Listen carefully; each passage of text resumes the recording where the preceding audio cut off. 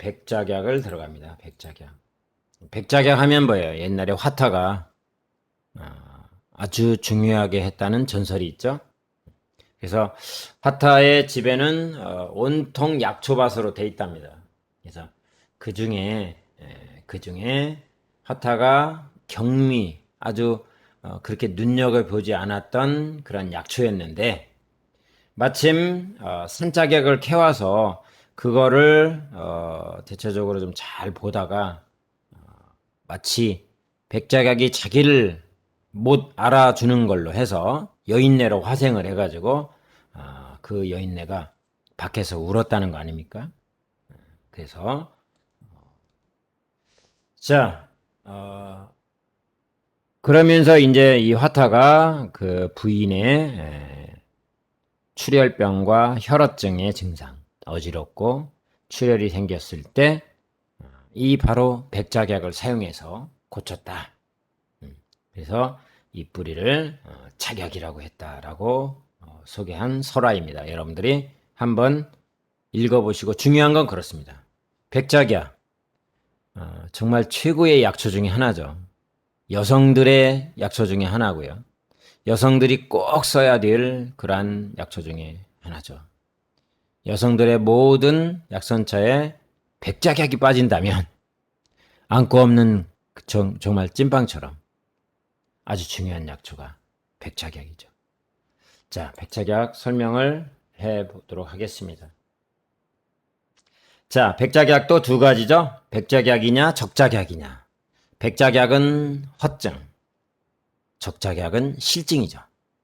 백작약은 보혈, 적작약은 파혈입니다. 그래서 여러분들이 꽃으로는 구분이 요새는 힘들어요. 작약을 심어 놓으면 서로 하얀 꽃과 빨간 꽃이 뒤섞여요. 그런데 뿌리로 보면 불그스름한 계통은 적작약, 우리가 화초로 쓰는 거고, 그 다음에 껍질을 싹 벗겨보면 흰색이 나오죠. 이럴 때는 백작약으로 사용하는 게 좋습니다. 그래서 화초로 빨간 꽃이 피면서 이파리가 아주 가늘어요. 적작약은. 근데 백작약은 잎이 넓어요. 뾰족뾰족한 그런 형상이 좀 줄고 넓어요. 그래서 백작약을 구분을 하셔서 쓰시기 바랍니다. 자, 작약은 어떻게 쓰죠? 항상 노릇노릇하게 덕정. 그래서 저온 덕금을 해야 되죠? 백작약. 백작약은 시큼합니다. 씹어보면 약간 쓰지만 산하고 시큼하고, 그 다음에 하수는 성미가 따뜻하지만 작약은 서늘합니다. 서늘해요. 당귀하고도 약간 차이가 나죠? 그렇죠. 당귀는 따뜻하지만 작약은 서늘합니다. 그리고 간장과 비장에 역시 귀경을 한다 이렇게 나왔죠. 그래서 간장에 소통을 시켜주고 비장에는 흡수, 설사. 여러분 작약이 뭐예요? 그 설사병의 요약 아닙니까? 그래서 작약을 참 응용할 수 있는 게 많습니다. 자, 첫째, 작약은 양혈조경이라. 그래서 혈을 잘 보충해줘서 월경을 고르게 해서 여성들이 대체적으로 모든 몸의 기능이 잘 순환을 시켜주도록 또 임신이 잘 되도록 하는 약초 중에 하나죠. 그래서 임신부가 먹어도 문제가 없는 그런 작약 아닙니까? 월경부조나 경행복통 이럴 때는 가장 기본으로 사물차를 선택해서 약선차를 만들어라. 그래서 사물차 중에 뭐 가장 주요하게 들어가는 게 백작약 들어가죠. 월경통이 심하다 그러면 뭐예요? 적작약이 들어가죠. 월경통 그죠? 어혈로 가면 적작약이 들어가야 되고 보혈로 가면 백작약으로 해야 되는데 여기서 사물차는 보혈로 되겠죠. 제가 말씀드렸듯이 사물차는 인공혈액과 똑같아 이런 얘기 했습니다. 자, 세 번째 볼까요? 렴음지한. 백작약을 넣어주면 좀 시큼한 맛이 뭐예요? 수렴성이 있다. 그래서 그렇죠. 땀을 멈추게 하는 효능이 있다. 그래서 평소에 자한 증상, 뭐 도한이 있다. 그러면 작약을 써야 됩니다. 그리고 작약이 들어간 감기약이 있죠? 여러분, 계지차 들어보셨죠? 언제 쓰죠? 계지차가? 땀이 나면서 감기기 있을 때. 그죠? 그럴 때 작약, 계지, 감초, 생강, 대조. 아주 안전하게 쓰는 게 뭐예요? 계지차죠. 감기 들었을 때, 초기 감기에 땀을 많이 흘릴 때 쓰는 그런 유명한 차가 바로 계지차죠. 그러니까 감기에도 쓴단 말이에요. 평소에 땀이 많이 흘리는 사람이 감기에 잘 걸리죠. 여러분, 땀이 흘린다 그러면 뭐예요? 한의학에서는 뭐라고 하죠? 풍에 약하다 그래요.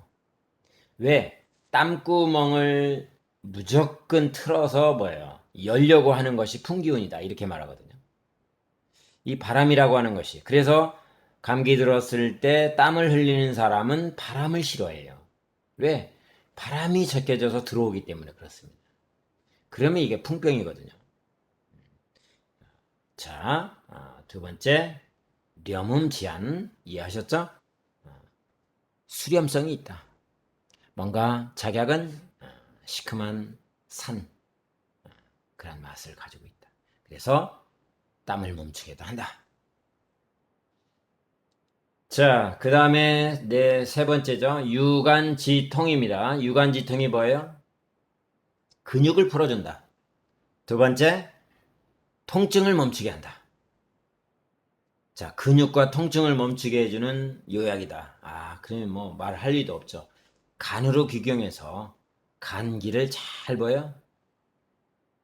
부드럽게 풀어주고 균형을 맞춰준다.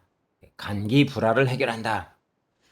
또한 근육만 풀어주느냐 그게 아니고 스트레스도 해결해준다. 그렇죠? 그래서 작약이 들어가면 간비불화. 우리가 변증에서는 비장, 간장과 비장이 화해를 하지 못할 때 화해시켜준다. 간비불화의 요약이다. 이렇게 말하거든요. 예.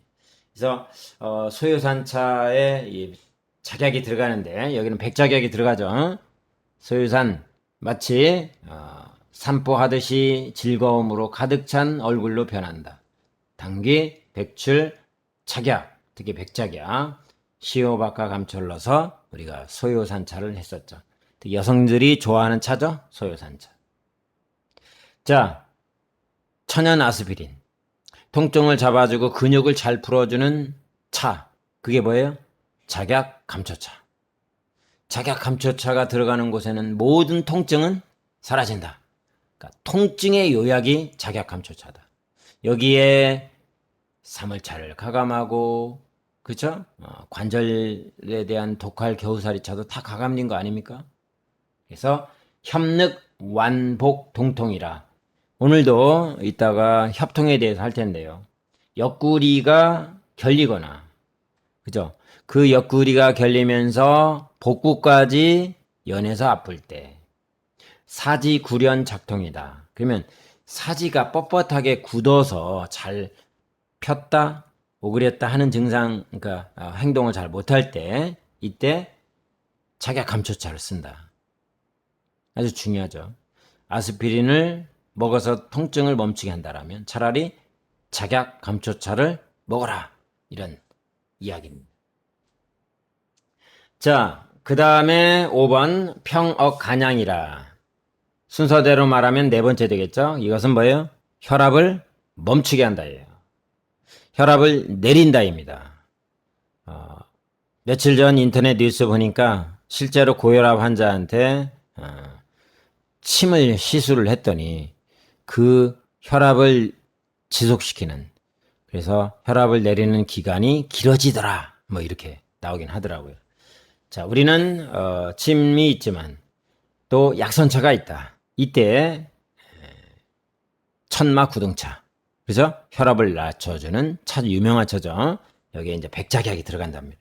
당귀, 천마, 조구등, 야교등, 우슬. 야교등이 여기에 들어갔죠?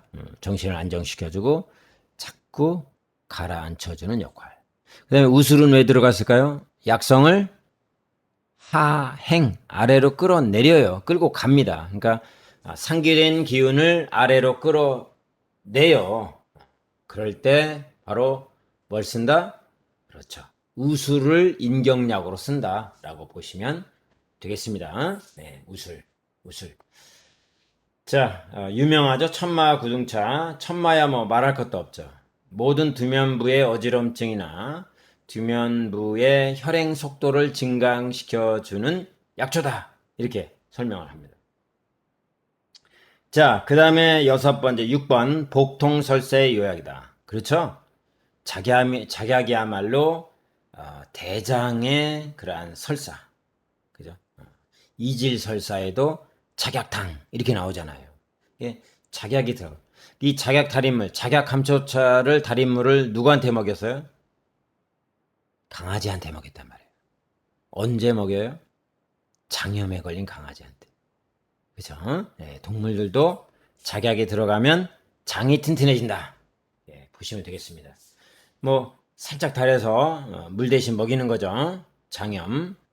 그래서 복통설사일 때는 목향, 빌랑, 황연, 작약 같이 사용할 수 있다. 작약이 들어가면 감초가 들어간다 라고 보시면 되겠습니다. 여기에서 복통설사에 뭐가 들어가요? 황연과 목향, 아주 비율이 중요하다. 아셨죠? 황연과 목향이 동시에 들어가서 열설사를 치료하는 데 도움이 된다. 아주 중요한 내용이 되겠습니다.